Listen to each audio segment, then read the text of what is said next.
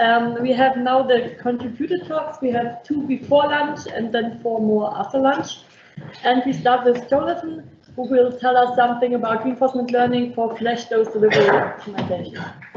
Thank you. All right, good morning. I'd like to preface this with the fact that we're still very early on in our exploration of reinforcement learning. So a lot of the results that we have are quite preliminary, but mainly want to focus on why we're interested in reinforcement learning for Flash. I'll give a little bit of background about Flash radiotherapy and also give a little bit of background about myself and Radiosoft and what we are working on. For those who don't know, Radiosoft is a small company based in Boulder, Colorado. There's about 20 or so of us, mix of software developers and scientific staff.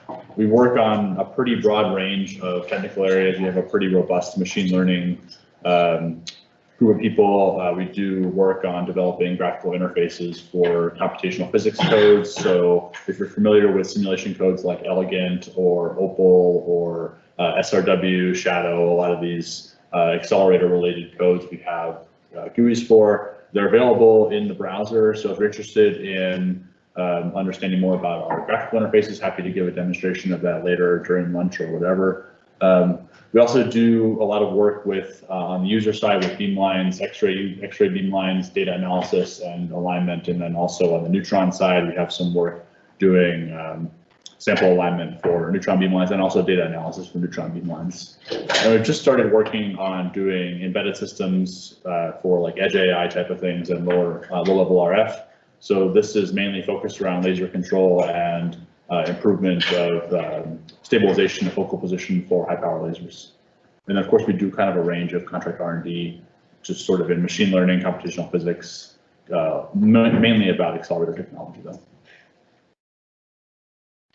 We're interested in, well, me specifically, I'm interested in industrial applications for accelerators. It's a pretty large and growing field. Especially in the areas of control. Most of the industrial accelerators are sort of kind of rudimentary. They don't have a lot of sophistication, so the controls are fairly simple. But what we're seeing is the next generation of industrial accelerators are growing in sophistication.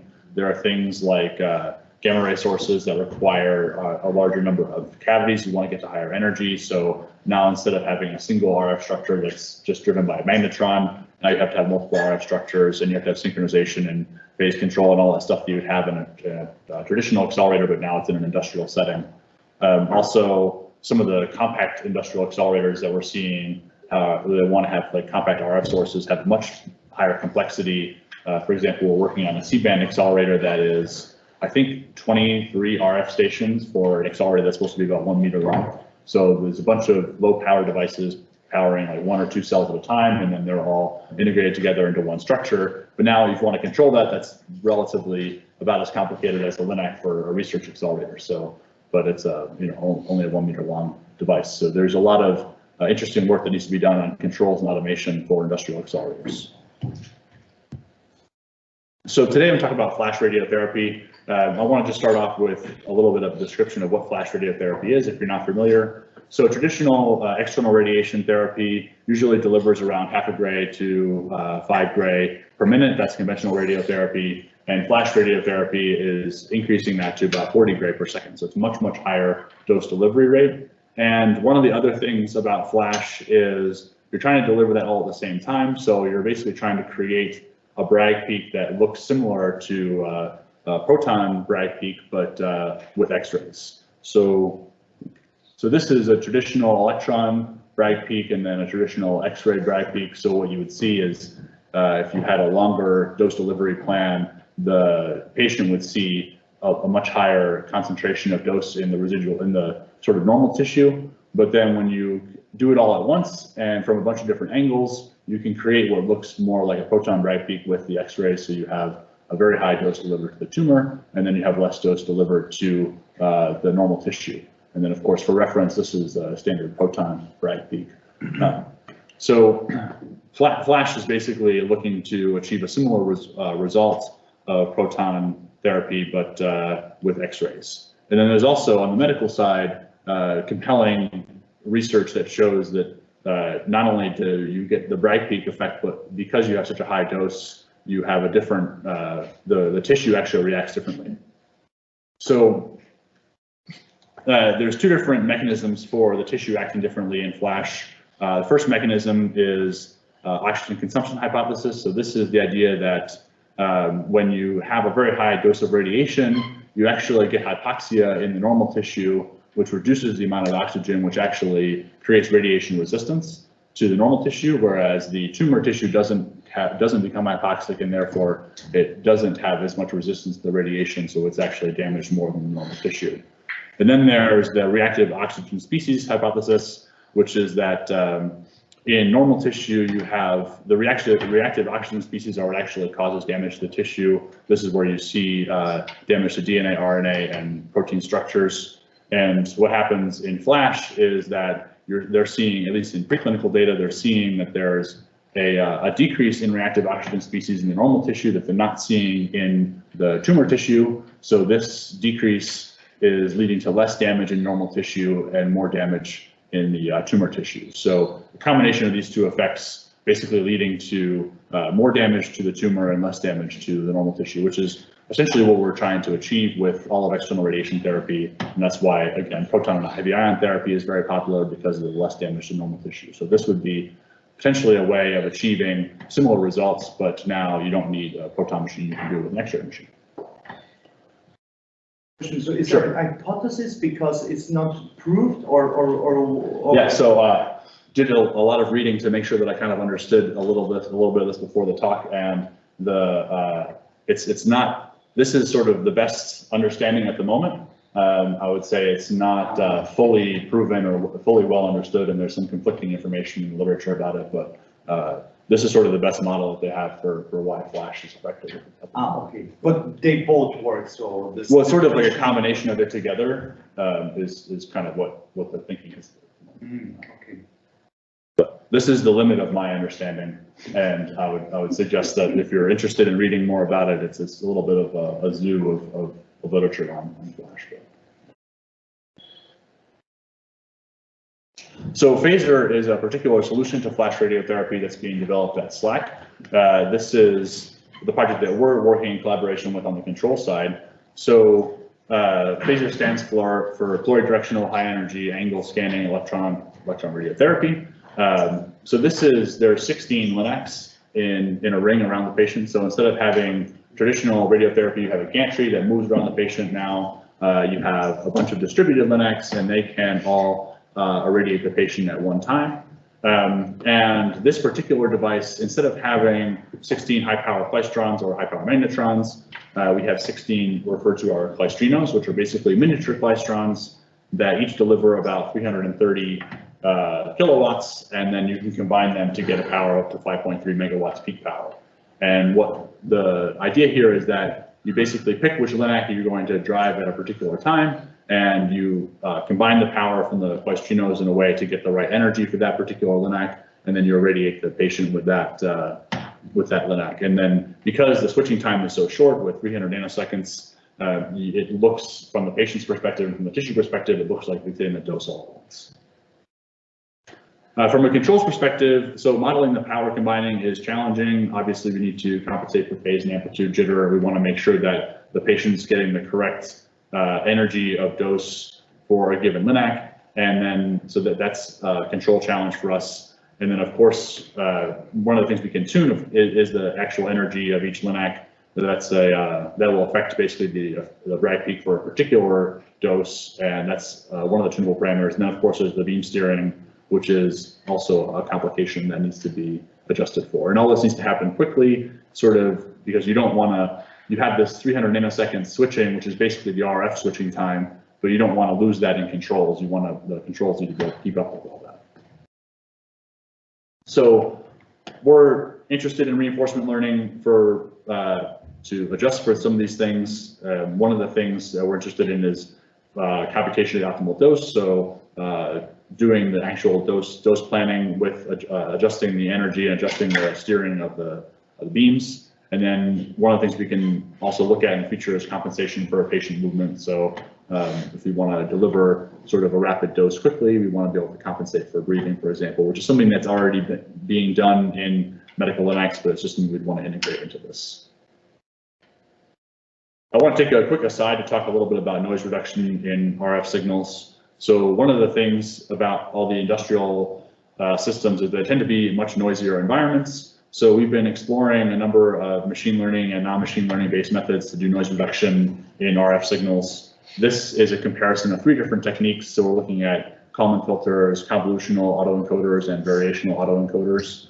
And this upper plot is just showing basically a comparison in the median and mean noise spectra, noise power spectra for the different methods. So the Kalman filter is pretty attractive because it doesn't require any training. It's basically a model of the RF system, and the RF systems in these Linux are not particularly complex, so the models tend to be quite good. But the variational autoencoder does a much better job of reducing the noise down to, quite a bit less than even the Kalman filter. And of course, it's all unsupervised. I think the talk on Monday about using autoencoders for noise reduction in the nuclear data, but this is basically the same thing for the RF data.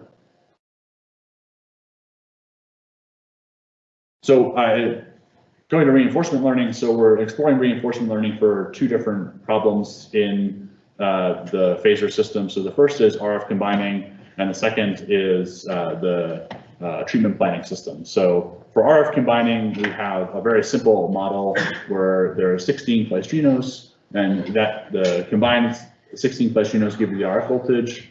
We have some set point phase, which is basically our action. So this is a phase that we can adjust, but then we have some unknown errors. We have an electrical error, and then we have a mechanical error. So mechanical phase error is basically unknown phase shift just because of the way the system was constructed. And then electrical phase error could come from low-level RF.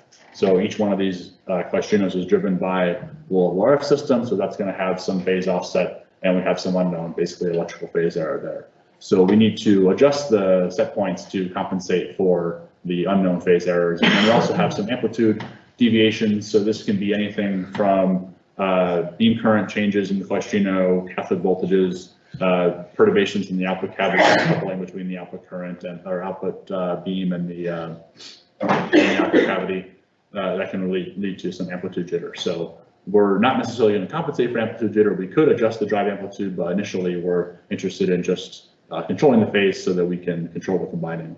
And then of course the energy of the beam is proportional to the RF voltage, and the power of the RF is what we're actually going to measure, proportional to the voltage squared. So for the optimization problem for reinforcement learning, we're focusing on the power because it's always positive. And one of the reasons why we're interested in reinforcement learning is because I mentioned that this has to keep up with sort of real-time operations. So optimization is just a bit slow. I'll show a couple of convergence plots on the next slide. Lookup table is interesting potentially because it's not that complicated of a system. However, it's not necessarily a stationary system. Phases and amplitudes can drift with time because of temperature fluctuations. It's also somewhat of a noisy environment potentially. So we don't necessarily want to rely on an interpolation model or a lookup table. And then inverse models is problematic because we have some sort of arbitrary combination of phases that we can use, and it's somewhat of a degenerate system. So we have to import some either instructions on how to tune the system, or we need to do something a little bit more robust than just a standard like neural network inverse model, for example.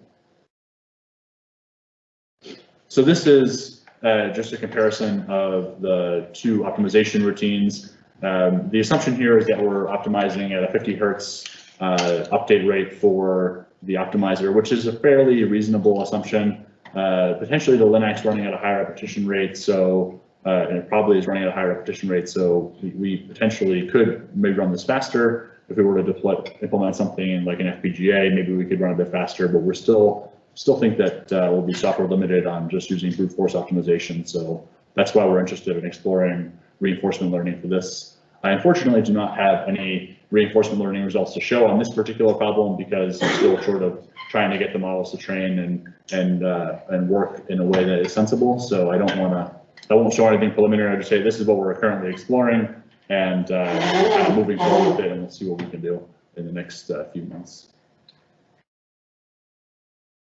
So the second problem that we're applying reinforcement learning to is the actual dose delivery. So for the dose delivery, we created a toy model where we have the 16 different LINAC sources, and then we have a patient, which is represented by a water phantom, and we can basically steer the beam in a number of directions to a target, to irradiate a target. So this is a circular water phantom, and we created, we took a bunch of energy deposition models using a 1D loss, 1D Monte Carlo simulation in JAMP to compute essentially the dose deposition for each individual LINAC, and then we just combine them into a histogram, and that gives us a total dose distribution both in the target region and in the patient. And the goal here is to optimize the uniformity of the radiation delivered to the target while minimizing the radiation delivered to the normal tissue. Right now, we're simulating this with X-rays from 1 to 20 MeV. I know that we can adjust this pretty easily, so we'll probably go up in energy at some point to be more fancier with the phasor parameters, but right now it's sort of a standard, assuming a standard 20 MeV system, which is pretty normal for flash. And these are just some dose delivery spectra for this is energy loss as a function of position inside the water phantom. So the left one is normalized to the energy of the incident photons, and then the right is just the raw value. And these are all done for 10 to the 6 X-rays. So you expect realistic beams would be around 10,000 times more, just based on sort of a 1-to-1 conversion assumption and 100 milliamps electron beam, which is probably a reasonable assumption. But this is sort of what we use to scale. We can just scale this linearly, but this is more or less what we're using as our starting point for evaluating, for actually computing how the dose is delivered inside the water phantom. So here we have 2 different cases. So the first case is if you sort of know where the target is, you can compute the steering for each one of the electron beams or each one of the photon beams, and then you can get a pretty good distribution of the dose inside the target.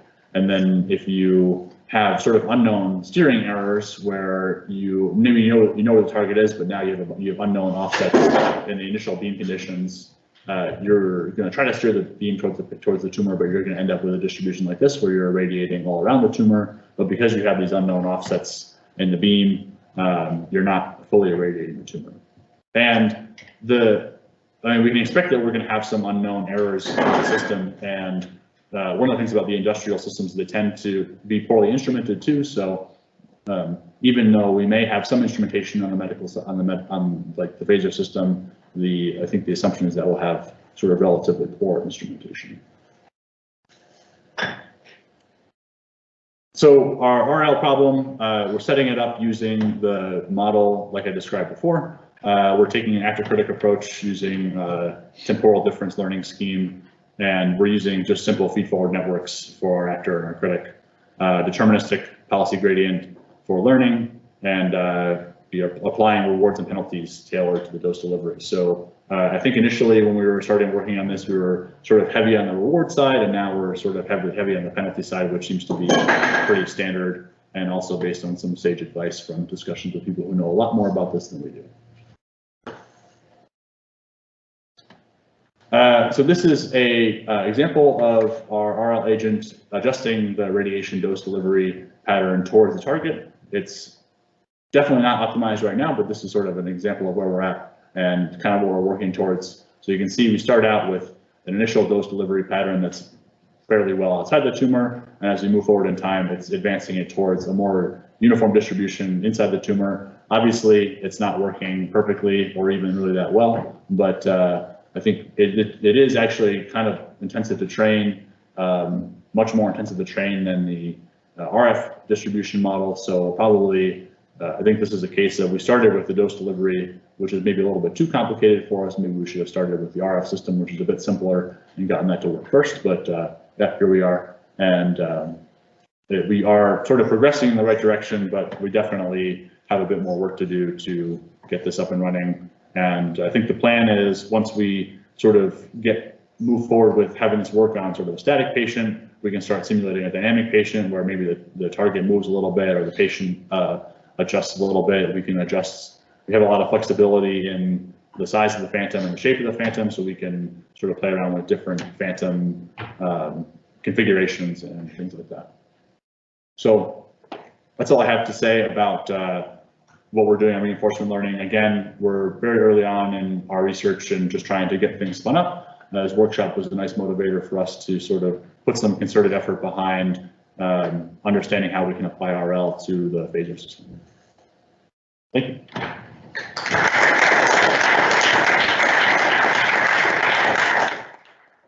Thanks a lot, Jonathan. Are there questions? Yeah, sure. My first question is, it's a medical device. Yeah. And you want to apply reinforcement learning in this domain. Yeah. What's the plan there to guarantee some safety, or how to get this approved at any point? Yeah, so it's a great question. The dose delivery is really problematic in that regard, because anything that touches the patient is, you have to deal with the FDA and all that nonsense. I've been down that road before with a different project, and we sort of understand that that's quite complex. Anything upstream of the actual nozzle, so like the actual radiation coming out on the accelerator side, that's sort of not a problem. We can, as long as we're not affecting, sort of guaranteeing a particular beam, we're not actually interfacing with the treatment planning, we're just controlling the accelerator and saying, hey, the accelerator is now going to deliver what it's supposed to deliver. So that doesn't have to be involved in all that process, because it's not actually part of the clinical like treatment plan. Mm-hmm. It's just part of like controlling the accelerator. So probably going to, when it comes to actually applying this, focus more on the RF distribution and on the beam stabilization than on the patient delivery. I just thought that the patient delivery was a fun, interesting problem to study for reinforcement learning. So let's take a look at this too. Okay, cool. Thanks. For this actual problem, how would they do it with reinforcement learning, or what is the original plan? For phaser itself, yeah. I'm not sure. Okay. So our collaborator on the phaser experiment has been somewhat absent, and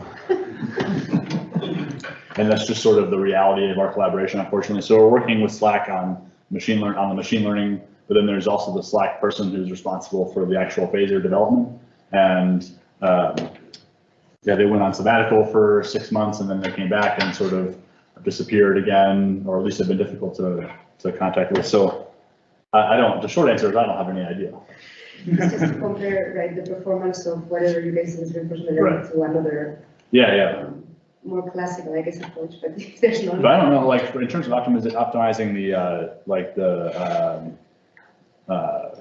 RF distribution network, I don't know if they had a plan for that other than just like saying, well, it's fairly deterministic. We'll just sort of, set it in a way that we think makes sense and then hope it works.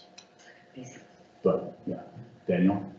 If I understand, what you're doing with the RL agent is you're coming up with your policy is a plan for how to aim all these things. Yeah. Which is like basically solving the inverse problem. And then once you have a proposed solution, you can just check it and see if it matches the dose, right? Like you have in terms of like getting this, like the way you do this right now is you have a medical physicist who goes in and says, plans out, like, this is what I'm going to do, this gives me the dose, and like you report to the doctor, and okay. Yeah. So like the RL part sounds scary, but at the end of the day, you're just proposing. Oh, you're saying in terms of like with the FDA and all that? Yeah, you're just proposing, like, this is my delivery, and either it matches the dose or it doesn't, and if it doesn't, you don't deliver it. Right, but if you have a moving patient, it has to be used during treatment. Yeah. Right, but at any given point, you're just plugging this into the port. Like at any given point in that procedure, if the proposed solution does not match the decided upon dose, then you would just turn it off. It depends on where you want to implement it in terms of like in practice, whether you're going to say, if you want to integrate it with like a treatment planning application, like the Siemens treatment planning system or whatever, then that becomes more complicated. If you're sort of like, well, we're a standalone application and we're just doing machine learning, like what you're saying, and you're sort of upstream of the medical physicists, then it's a little bit simpler, yeah. But if you want to, at what point do you say, well, we're going to want to deploy this as part of commercial software? Right. Because it has to be, the argument has to be that it's faster, more effective, or whatever than the Right. current treatment planning system, and that's, it's a pretty crowded space for that too. So the idea would be to apply it, then check it without the patient with the dose delivery system, the fixed settings, and then the patient can come and use these tested settings. That would be an idea. So that you, because you use the reinforcement learning maybe to define some settings that you can check beforehand with a down target, and when you checked it, you could then maybe apply. But that's a kind of the art thing, but you have, like, regardless of whether you're using reinforcement learning or something else, you have to have a forward model that says, okay, given the settings for my accelerator, this is the dose delivered. That is independent of whether I use reinforcement. Not even reinforcement learning. Reinforcement learning is just proposing the knobs, which you could put into this forward model, which you had to have checked, get FDA approval, and see if it worked. So I'm the FDA, I'd say yes. I have a question on what's the required accuracy of the planning system? Or what's possible to achieve? Yeah, that's a good question. I don't have I'm not like talking about like in terms of the actual like the dose or in terms of like the RF distribution. Yeah. The distribution of the dose. The requirement is a maximal dose you're allowed to place wrongly. So you're allowed to put X amount of grain in a position where there's no tumor. Right. And your dose delivery system needs to be fast enough to shut off the machine in case of some malfunction. So that's where the speed of treatment is maximally possible comes from. And how do you monitor real time where the dose is being deposited? With the high-speed dose delivery system.